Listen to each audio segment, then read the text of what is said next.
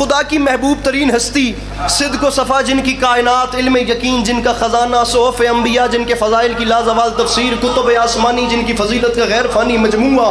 وہ اللہ کی ایسی محبوب ترین ہستی، وہ سرور کائنات، وہ نبیوں کے خاتم بھی ہیں اور باعث تخلیق دو عالم بھی ہیں، جنہیں اللہ نے ہم جیسے تھے نہیں ہم جیسا بنا کے بھیجا۔ اب یہ ان کے ہم جیسا بننے کا کمال تھا کہ وہ ایسے ہم جیسے بنے، ایسے ہم جیسے بنے کہ ہم جیسوں کو آج تک یہ شک ہے کہ وہ ہم جیسے تھے۔